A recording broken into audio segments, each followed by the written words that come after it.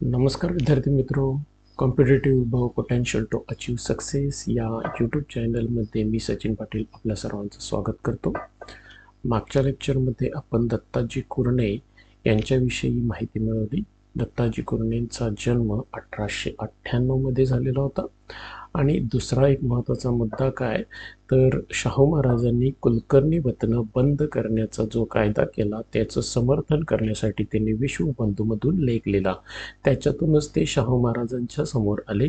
त्यांनी भगवा झेंडा नावाचं काय केलेलं होतं तर भगवा झेंडा लिहायला सुरुवात केला. भगवा झेंडामध्ये त्यांनी समाजाप्रती असणाऱ्या बऱ्याचशा गोष्टी, प्रथा, परंपरा, सनातनी गोष्टींवरती त्यांनी टीका करायला सुरुवात केली होती. भगवा झेंडामधून त्यांनी शाहू महाराजांचे विचार पुढे आणण्याचा प्रयत्न केला. त्याच्यासाठी त्यांनी राजाराम प्रिंटिंग प्रेस स्थापन केली. कोल्हापूरचे रहिवासी होते आणि त्याच्यानंतर त्यांनी भगवा झेंडाच्या मध्ये बरोबर शाहू महाराजांचा फोटो ते छापत असत. बघा, ही इन्फॉर्मेशन आपल्याला दत्ताजी कुरणे यांच्याबद्दल मिळाली. पुढले आपले समाजसुधारक आहेत ते म्हणजेच कोण आहेत? साने गुरुजी. तर बघा, साने गुरुजींविषयी आपल्याला जर बोलायचं म्हटलं तर साने गुरुजी हे आपल्याला एक प्रकारचे मानवतावादावरती काम करणारे काय होते? व्यक्ती होते. तर आता मानवतावादामध्ये त्यांचं कशा पद्धतीनं काम होतं तर पहिली गोष्ट त्यांची ओळख करून घेऊ आपण.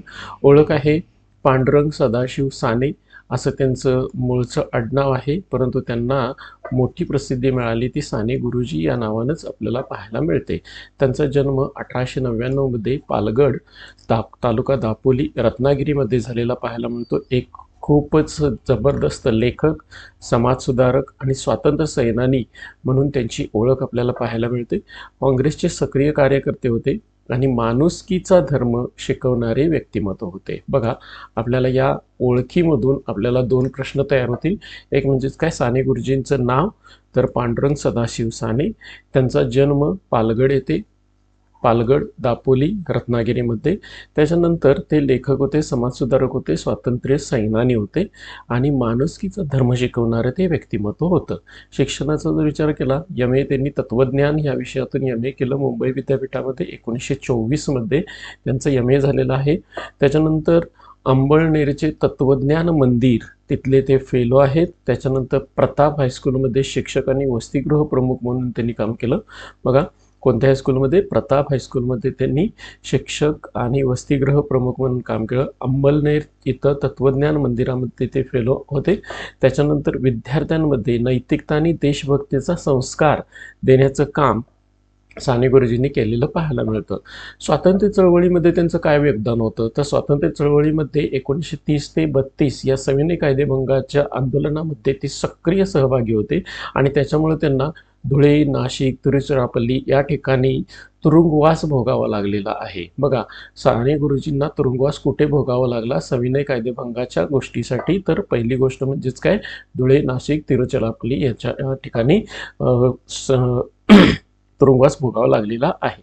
1940 म्हणजे चांदवड भाषणामुळे पुन्हा तुरुंगवासात गेलेले आहेत. कुठल्या भाषणामुळे? चांदवड येथे त्यांनी एक भाषण केलं आणि त्या भाषणामध्ये असणाऱ्या टीकेमुळे किंवा ब्रिटिश सरकारविरुद्ध असणाऱ्या काही गोष्टीमुळे पुन्हा त्यांना काय करावं लागलं? तुरुंगवासात जावं लागलं. समाजाबद्दल काय कार्य केलं तर समाजाबद्दल त्यांनी कार्य केले ते म्हणजेच काय? साक्षरता वर्ग चालवले, खादीची विक्री केली, काँग्रेस निधी संकलन केला, स्वातंत्र्य सैनानींच्या कुटुंबांना मदत केली आणि सेवाज जीवन हे तत्व त्यांनी मान्य केलेलं होतं. अशा पद्धतीचं समाजकार्य करण्यासाठी पुढे येणारी व्यक्ती म्हणजेच कोण होते? साने गुरुजी आपल्याला पाहायला मिळतात. त्यानंतर एक महत्त्वाचा सत्याग्रह त्यांनी केला तो म्हणजेच काय? मंदिर प्रवेशासाठी, पंढरपूर मंदिर प्रवेशासाठी 1946-47 मध्ये त्यांनी सत्याग्रह उभारला आणि तो म्हणजेच काय? विठ्ठल मंदिरात अस्पृश्यांसाठी खुले करण्यासाठी, म्हणजेच विठ्ठल मंदिर सुद्धा अस्पृश्यांसाठी खुलं व्हावं आणि त्यांना तिथं प्रवेश घेता यावा, तिथं जाऊन त्यांना आपलं नमन करता यावं, दर्शन घेता यावं याच्यासाठी त्यांनी उपोषण सुरू केलं. बोर्डी येथे त्यांनी उपोषणास प्रारंभ केला. समर्थक कोण होते तर काकासाहेब बर्वे आणि आप्पासाहेब पटवर्धन. बघा, याच्यावरती प्रश्न आपण फ्रेम करू शकतो. पंढरपूर मंदिर प्रवेशाचा सत्याग्रह कोणत्या वर्षी साने गुरुजींनी केला? तर 1946-47 मध्ये. कशासाठी केला? तर विठ्ठल मंदिर अस्पृश्यांसाठी खुलं करण्यासाठी त्यांनी केला. कुठून सुरुवात केली? तर बोर्डी येथून सुरुवात केली. त्यांचं समर्थन कोणी केलं? तर काकासाहेब बर्वे आणि अप्पासाहेब पटवर्धन यांनी केलेलं आहे. हरिजन मंदिर प्रवेश मंडळ, हरिजन मंदिर प्रवेश मंडळ नावाचं मंडळ त्यांनी स्थापन केलं. 6 महिने महाराष्ट्रभर प्रचार दौरे काढले. बडवे, वारकरी यांची संमती मिळवण्याचा त्यांनी प्रयत्न केला आणि सेनापती बापट यांचा निर्णायक सल्ला सुद्धा त्यांनी तिथं घेतलेला आहे.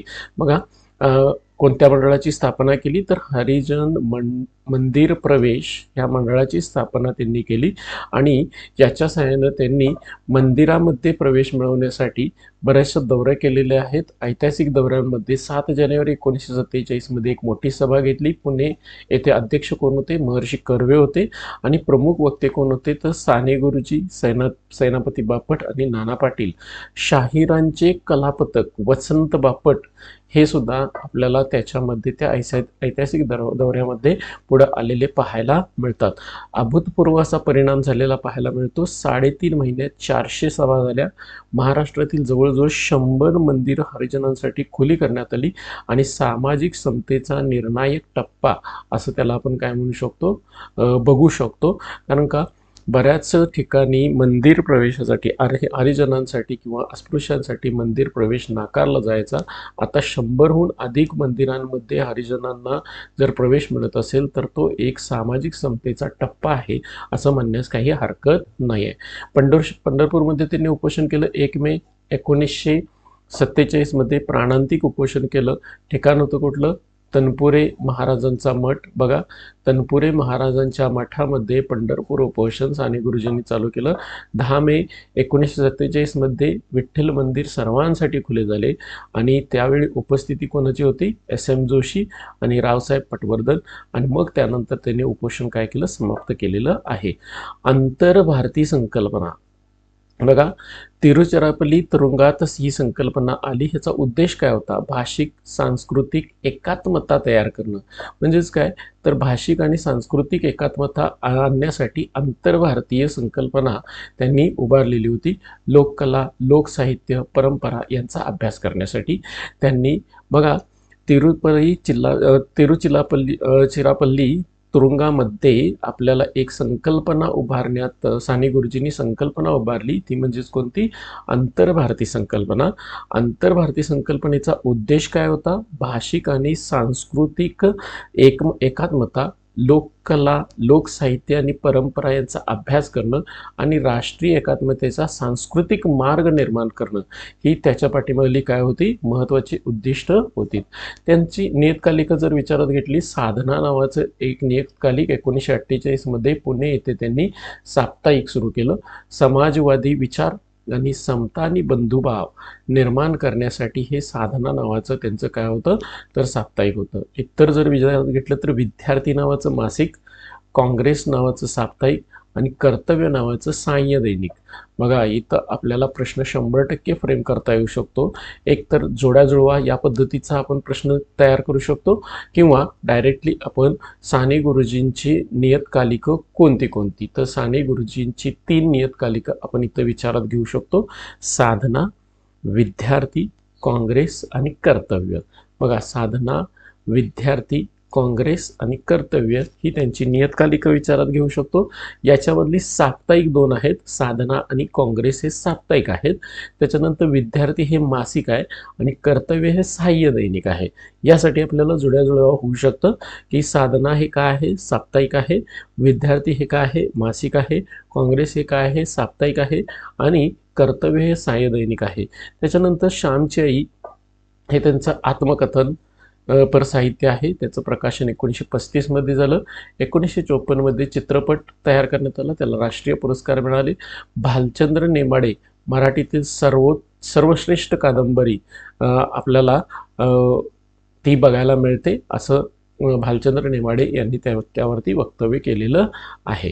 त्यानंतर बालसाहित्य, त्यांचं बालसाहित्य पण होतं. गोड गोष्टी भाग 1 ते 10, चिमण्यांच्या गोष्टी, परदेशी साहित्यात मराठी रूपांतर, बाल मनावर संस्कार करणारे लेखन. बघा, असे आपल्याला बाल साहित्य त्यांनी लिहिलेलं बघायला मिळतं. गोड गोड गोष्टी, चिमण्यांच्या गोष्टी, परदेशी साहित्याचं मराठीमध्ये रूपांतर केलेलं दिसतं. त्यांच्या कादंबऱ्यांचा जर विचार केला, धडपडणारी मुले, आस्तिक, क्रांती, सती, रामाचा शेला, सामाजिक नैतिक संघर्ष आणि माणुसकी दाखवणारा हा आपल्याला रामाचा शेला नावाची ही कादंबरी त्यांची पाहायला मिळते. बघा, इथं आपण प्रश्नप्रेम करू शकतो. बालसाहित्य कोणतं? साने गुरुजींचं बालसाहित्य कोणतं होतं? गोड गोड गोष्टी, चिमण्यांच्या गोष्टी, परदेशी साहित्याचं मराठीमध्ये रूपांतर, बालमनावर संस्कार करणारे लेखन. कादंबऱ्या कोणत्या कोणत्या होत्या? धडपडणारी मुले, आस्तिक, क्रांती, त्याच्यानंतर सती आणि रामाचा शेला. त्यानंतर इतर लेखन त्यांनी भारतीय संस्कृती, इस्लामी संस्कृती, सुंदर पत्रे भाग 1 ते 3, पत्री, त्याच्यानंतर पत्री, देशभक्तीपर गीते जप्त करण्यात आलेली आहेत पत्री, आणि 19 चरित्र त्यांनी काय केलेले आहेत? लिहिलेली पाहायला मिळतात. मग साने गुरुजींच्या विषयी आपण जर ह्या गोष्टींचा विचार केला तर त्यांचं नियतकालिक वेगळी, बालसाहित्य वेगळं, कादंबरी, इतर लेखनामध्ये काय काय येतं यांचा जर विचार केला तर या पद्धतीचं खूप मोठं साहित्य त्यांनी निर्माण केलेलं बघायला मिळतं. त्यांची वैचारिक भूमिका जर आपण विचारात घेतली, विचारसरणीचा जर विचार केला तर आपल्याला तर मानवतावाद, समाजवाद आणि जातीभेदाला विरोध केलेला होता. अहिंसा अधिक आत्मबलिदान असं त्यांचं एक तत्व आपल्याला पाहायला मिळतं. 1950 मध्ये मुंबई येथे त्यांचं निधन झालेलं आहे. सामाजिक राजकीय निराशेतून त्यांनी आत्महत्या केली. संवेदनशील समाजसुधारकाचे दुर्दैवी अंत असं आपण त्याला म्हणू शकतो.